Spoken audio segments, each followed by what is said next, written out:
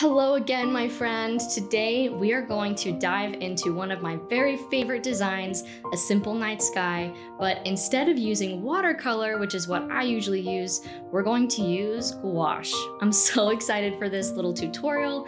Let's get started.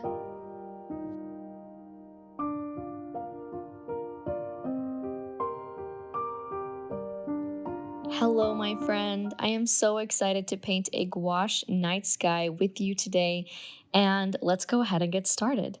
So, first, I'm going to tape down my paper with some paper friendly tape. This is actually Froggy tape. It's a specific brand of masking tape that I'm trying out that I have heard is good for artists. So, let's give it a try and see if it works. And I have my gouache and my palette laid out already. Especially when I'm using gouache, I like to have a nice big mixing space so that I can get the gouache to be different consistency. So, gouache is different from watercolor in that while it can be activated with water, so I can paint with water to thin it out and get it a little bit more transparent, you can also use it like paste, similar to acrylic.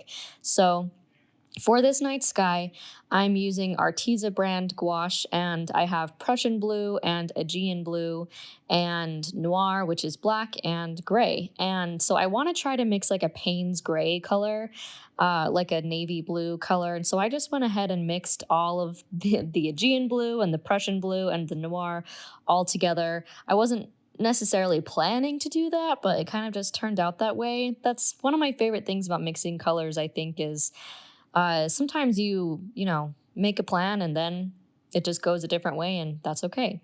So I'm going to start because I mixed the colors of gouache with that paintbrush. There was a lot of thick paint on it. So I started laying paint down with that smaller filbert brush. But because it's a lot of paint and a lot of paper to fill, I once I got most of the paint off with that smaller brush, I moved to a bigger filbert brush. And once I put those first few strokes of paint down, I'm not using paint anymore. At this point, there was a lot of thick gouache there, and so I'm just using water to bring down the gouache. And bring out the blues in that mixture that we painted because I don't want it to look black, right? I want it to look like a dark night sky blue, and that's one of the coolest things about gouache is you can use that really nice thick paste and just use it that way. And you can also use water to thin out the paint and uh, manage to get some transparency like you can also get with watercolor. So I painted about maybe three-fourths down the way in order to create a gradient, right? So I have that light blue mixture going all the way up to dark. And then with my white gouache, I mixed a tiny bit of gray into it, or maybe it was a little bit of blue, either way, into it to create this very, very light gray gouache paint swatch. And starting from the bottom, I just painted upward to meet the blue section. And as you can see, I'm just kind of going back and forth and back and forth. As you paint with gouache, at some point the gouache is probably going to dry, and so you might get some streaky areas. When that happens, I either go back in with paint, which might actually exacerbate the dryness, but you can also go back in with paint and water, or mix a little bit of water with the paint.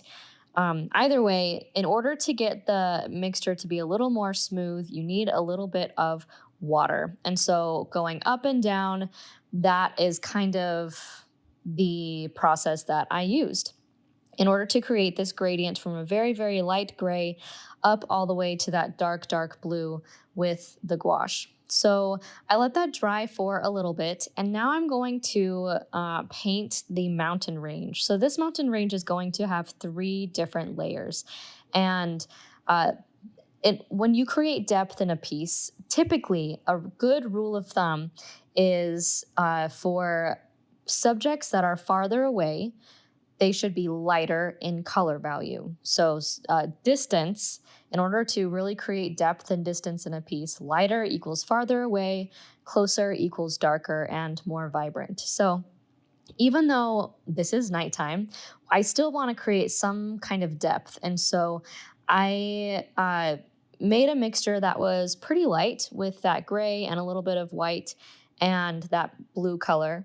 And I'm painting a mountain just along the bottom, like quarter, bottom third of the page, and making sure the top of the mountain ridge is pretty crooked.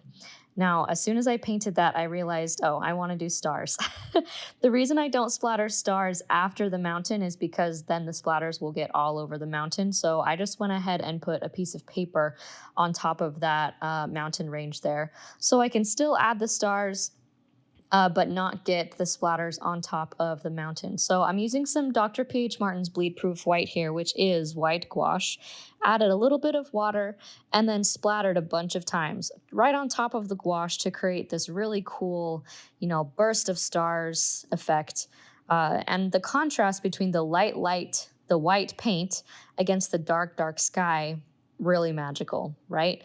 Contrast is something, especially with night sky scenes, that is really important to capture that kind of breathtaking mood. So now that I've splattered the stars, I'm going to work on the second layer of mountain, just below the first, a little darker. That might be a little darker than what I was intending, but honestly, as long as the last layer of mountains is even darker than that one, it'll be okay.